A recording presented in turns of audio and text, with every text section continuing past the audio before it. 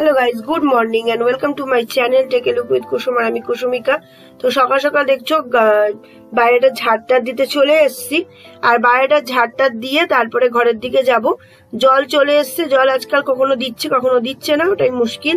কিন্তু এদিকে রাত্রিবেলা ঝড় বৃষ্টি হওয়াতে প্রচুর নোংরা হয়ে থাকছে, কিন্তু কিছু করার নেই। তাও তো কাজকর্ম করতেই হবে। তো চলো কাজকর্মগুলো করে ফেলি।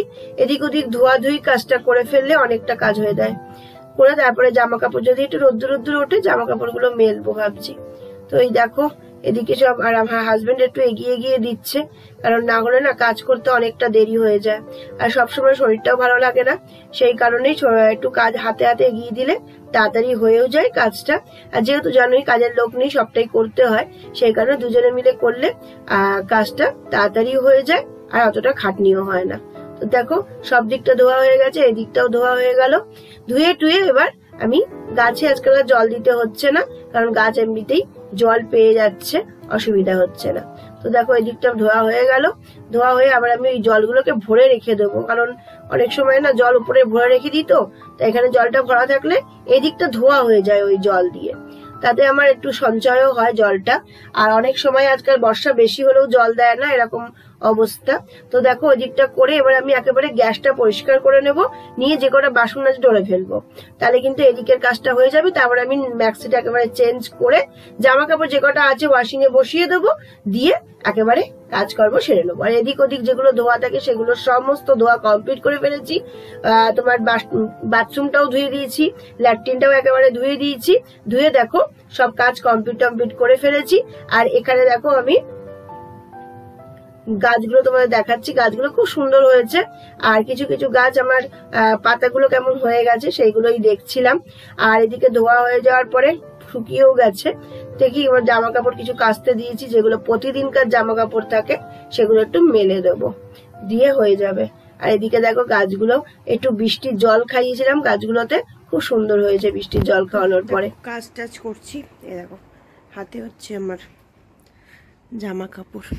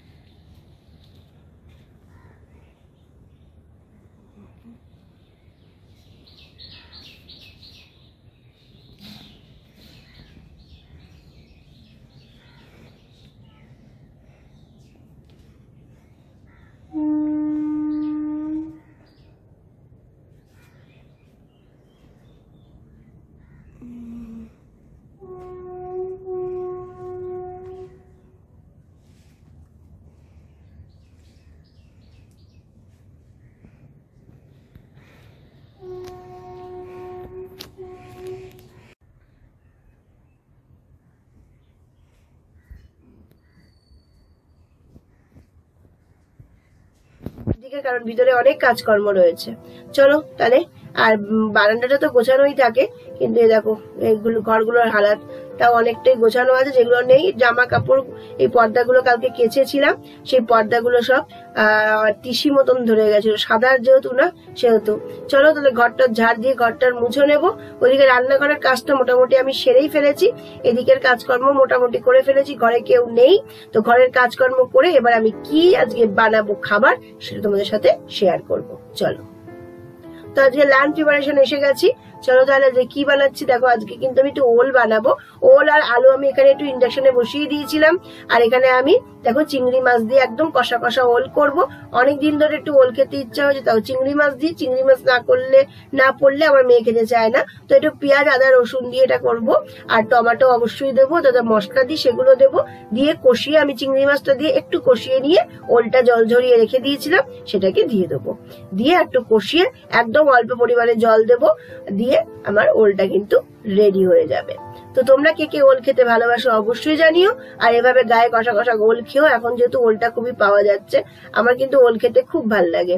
তো সেই কারণেই দেখো ওলটা কষানো হয়ে গেছে, এবার কিন্তু আমি জল দেবো। নুন মিষ্টিটা দেখে নিতে হবে পরিমাণ মতো দেওয়া হয়েছে কিনা, আর দিয়ে জল দিয়ে হয়ে যাবে। তো আজকের ব্লগটা কেমন লাগলো অবশ্যই জানিও। আর অবশ্যই কিন্তু আমার লাইভে থেকো, লাইভ আমি করছি, লাইভে থেকো। তাহলে চলি, টাটা বাই।